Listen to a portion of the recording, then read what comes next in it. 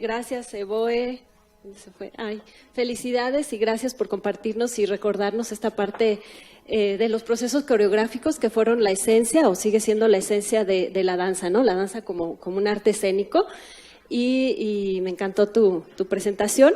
Gracias, Francisco Gómez Mont, por este coloquio, por cristalizar este proyecto y gracias a todo el público por permitir este diálogo multidisciplinario. Sí, porque yo me voy a otra parte de la danza, justamente la danza como terapia, la danza terapéutica, y les voy a hablar específicamente del estrés. Yo supongo que aquí hay muchos especialistas que podrán hablar de lo que es el estrés a profundidad, pero yo voy a partir un poquito de la palabra. El siguiente. Y me encantó también el ponente anterior que habló de las palabras, ¿no? De esta parte sagrada. Creo que también parte de se ha perdido esta sacralidad de las palabras, de los conceptos. Entonces, justamente la palabra estrés, ¿a qué nos remite nuestra sociedad actual? Escuchamos muchísimo, ¿no? O sea, ay, qué estrés, estoy muy estresada, estoy muy estresado, estos niños ya me estresaron, los alumnos nos estresan, los pacientes nos estresan, los pacientes llegan estresados también. Yo les quiero preguntar, ¿qué les estresa? ¿Qué nos estresa? El tráfico, pues sí, nosotros de Querétaro veníamos estresadísimos porque no llegábamos y nos subimos al periférico sin encontrar un baño. Imagínense el estrés, ¿verdad? Sí. Que el tiempo, hablamos también hace ratito del tiempo. El tiempo es un factor pues que en nuestra sociedad actual nos estresa muchísimo. ¿Qué más? Trump. Bueno, nos estresa casi todo entonces, ¿no? Pero yo creo, ¿por qué les estoy hablando de esto? Porque pocas veces realmente...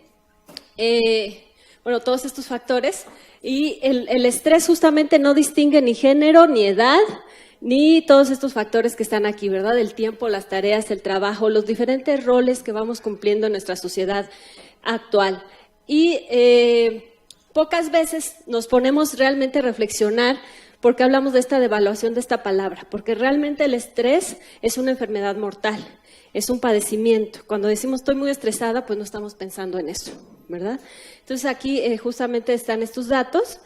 Es una de las principales causas de muerte a nivel mundial y atañe todas las edades, incluso a la población infantil. Vemos justamente, estos son datos de la Organización Mundial de la Salud, que en 2017 sitúa a México en el primer lugar de muerte por estrés. ¿Sí? O de mortalidad por estrés, con un 75%, por encima justamente de las economías más grandes del mundo, que son China con 73% y Estados Unidos con 59%. Bien, entonces con estos datos, ¿qué es? Ahora sí, hablando de conceptos, ¿qué es el estrés?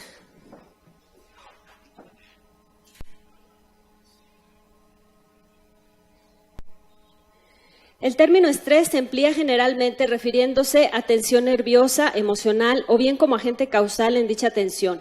Las distintas aproximaciones al concepto de estrés lo han definido como respuesta general inespecífica por esta definición de Selye en 1936, como un acontecimiento estimular, Holmes y Reich, y como transacción cognitiva persona-ambiente, Lazarus y Folman, 1986.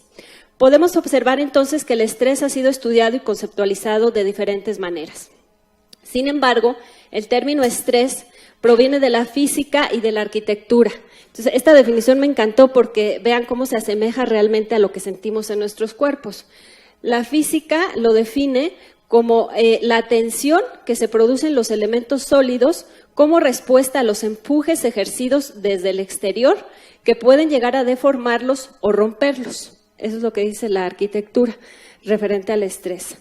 Fue Walter Cannon en 1911 quien por primera vez empleó el término aplicado a todo estímulo susceptible de provocar una reacción de lucha o huida. Reacciones que abordaré más adelante y que justamente retomé de nuestro encuentro en enero con Francisco Gómez Mont y que me dio mucha luz también sobre esta cuestión de las reacciones físicas que tenemos hacia el estrés. La Organización Mundial de la Salud lo define como el conjunto de reacciones fisiológicas que preparan al organismo para la acción. Posteriormente, este término también se utilizó para designar los factores del medio cuya influencia exigen un esfuerzo no habitual de los mecanismos de regulación del individuo. Hans Selye investigó y llegó a definir el estrés como una respuesta fisiológica no específica de un organismo ante toda la exigencia que le haga. Steele consideró que cualquier estímulo podría derivar en un estresor, siempre que provocase en el organismo su correspondiente respuesta biológica de reajuste. No obstante, no incluía los estímulos psicológicos como agentes causales. Según Steele, cuando nos enfrentamos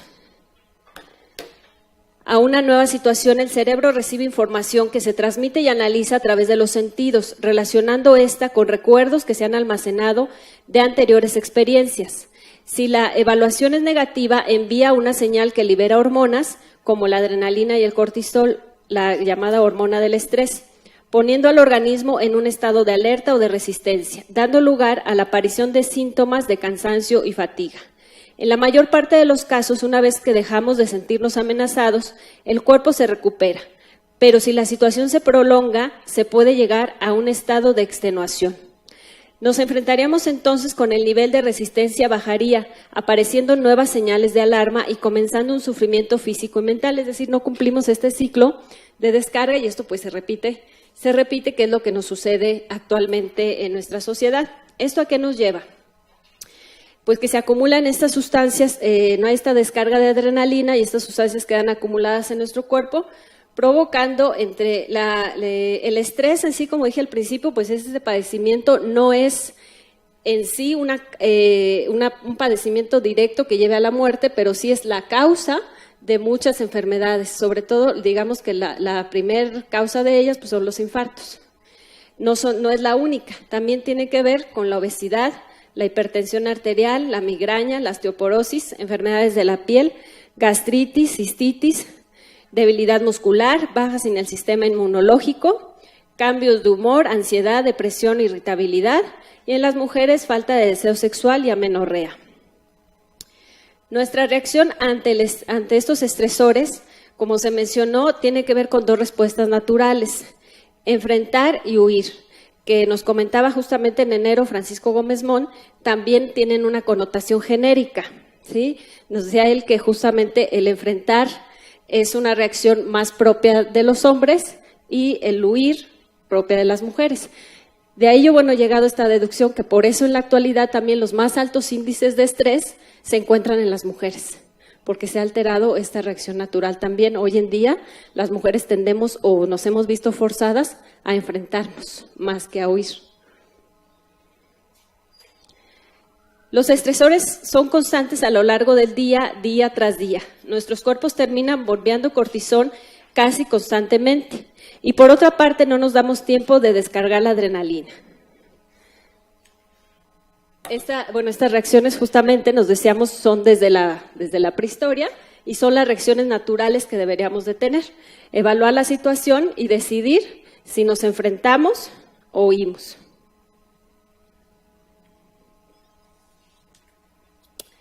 También el estrés, tiene algunas fases, estas definidas por Scotland.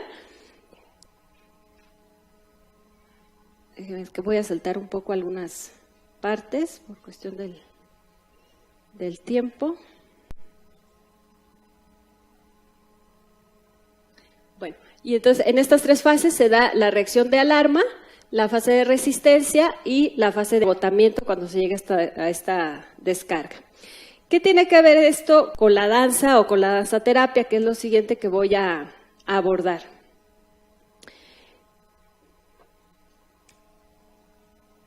Aquí están. También se distinguen entre los que son estresantes agudos, secuencias estresantes crónicos o intermitentes y estresantes crónicos. ¿Sí? Estos son los síntomas que podemos experimentar. Y lo interesante de esto, cuando hablamos de estrés, físicamente estamos hablando de tensión. Es decir, trasladar el término estrés es hablar de tensión y muchas veces también lo utilizamos en nuestro lenguaje. Si no estoy muy tenso, estoy tensionado. Esa es la reacción muscular o corporal del estrés. Entonces, ¿por qué hablar de tensión y movimiento, y qué es lo que por medio de la danzaterapia se propone de cómo manejar el estrés. Retomando estas reacciones primitivas, el enfrentar y huir, ambas suponen una reacción de movimiento, que se relacionan directamente con nuestro sistema orgánico del movimiento en dos movimientos fundamentales, la contracción y la relajación. El sistema orgánico surge de los ritmos básicos, el ritmo de la respiración en sus dos momentos, inspiración, expiración, el ritmo del corazón en sístole, diástole, sístole, diástole. Sostener, soltar, recibir, dar, caída, recuperación, contracción, release, y otras dicotomías similares usadas por diversos autores a lo largo de la historia de la danza. Isadora Duncan, una de las pioneras de danza moderna, justamente nos hablaba de estos dos movimientos también, observando el movimiento de las olas del mar. Decía ella, mi primera idea del movimiento y de la danza me ha venido seguramente del ritmo de las olas. Por otra parte, la palabra danza, también yéndonos a la raíz, en diferentes idiomas, danza, dance, dance, viene de la raíz tan, que significa también tensión. Entonces, esta palabra también ya nos está indicando una acción cinética.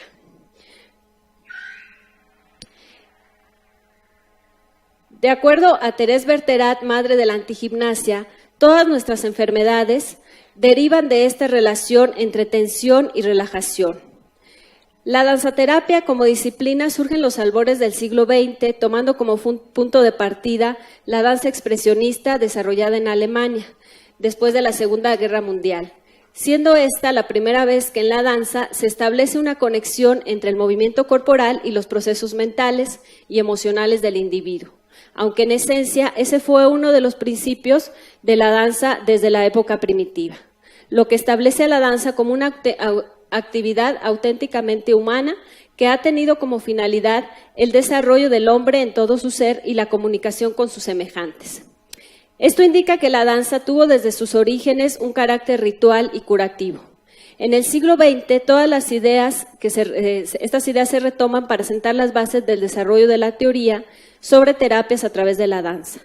Una de las pioneras en esta materia fue Marion Chase, quien comienza a trabajar la danza en hospitales psiquiátricos basándose en las ideas innovadoras en torno a la danza de Isadora Duncan, Rudolf Laban y Mary Whitman, y en las teorías psicológicas de Adler, Maslow y Peirce. Chase consideró que se podía trabajar terapéuticamente en un nivel puramente simbólico y que la interpretación y el análisis no eran siempre necesarios. En el proceso terapéutico, el simbolismo se da mediante el uso de la imaginación y la fantasía. En relación a lo que son estas tensiones y esta parte del simbolismo de la que habla Chase, les voy a proponer que hagamos un pequeño ejercicio.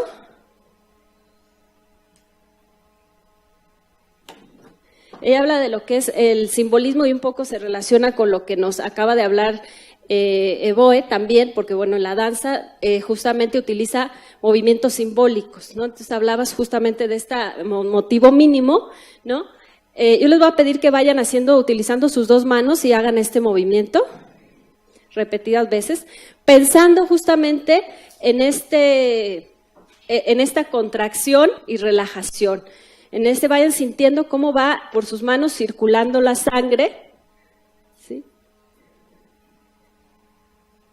Paren y sientan, si tienen posibilidad de poner las manos sobre las rodillas, sientan ahora si hay alguna diferencia de cuando empezamos el movimiento ahorita. Es decir, a lo mejor no habían tomado conciencia hace rato, ya tenemos un buen rato de la mañana sentados, y a lo mejor no habían tomado conciencia o no habían puesto atención en qué manera estaban sus manos o cómo se sentían.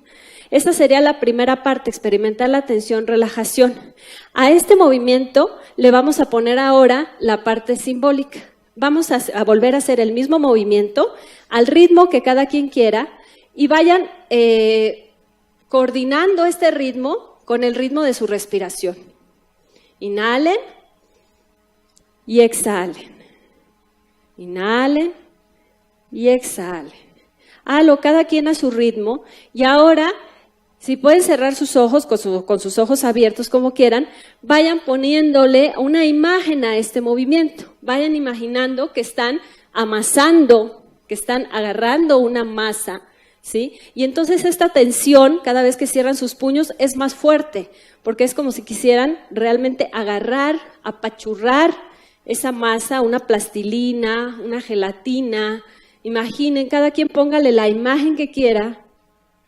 Y cuando cierren, traten de apretar más los puños, intensificar esta tensión, como si verdaderamente estuvieran agarrando algo. Sientan la textura, pónganle una textura, o pónganle un color, pónganle un aroma a esta masa que ustedes están moldeando.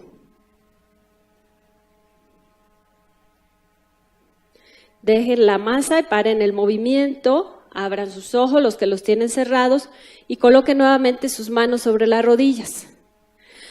¿Cuál fue mejor? ¿Con imagen o sin imagen? Con imagen, ¿sí? Entonces, eso es lo que Chase propone justamente con el simbolismo, ¿sí? Al poner esta imagen se llega a una sensación de mayor relajación o de mayor bienestar.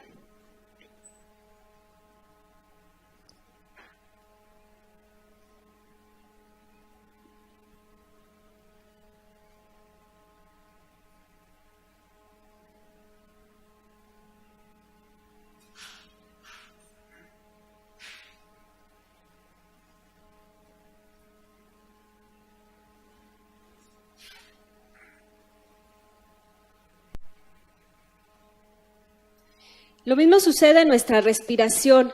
Cuando nos asustamos o enojamos, no exhalamos el mismo aire que inhalamos. Esto va provocando una intoxicación en nuestro organismo por acumulación de dióxido de carbono. Lo mismo sucede con las tensiones en todos nuestros músculos y órganos que al tensarse en exceso dejan de moverse, que es lo que acabamos de experimentar.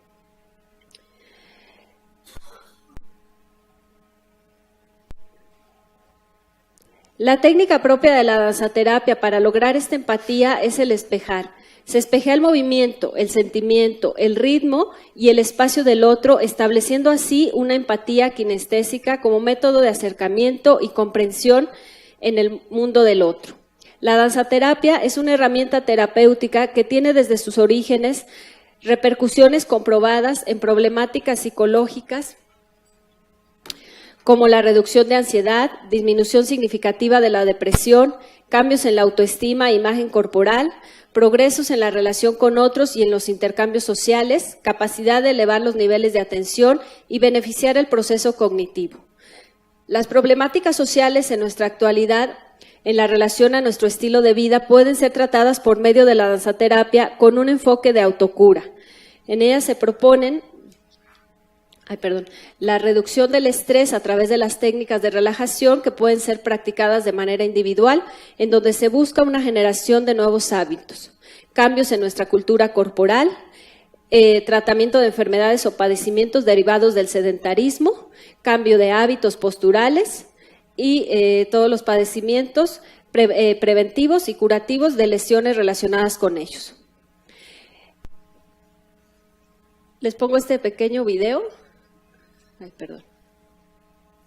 Creo que no empieza.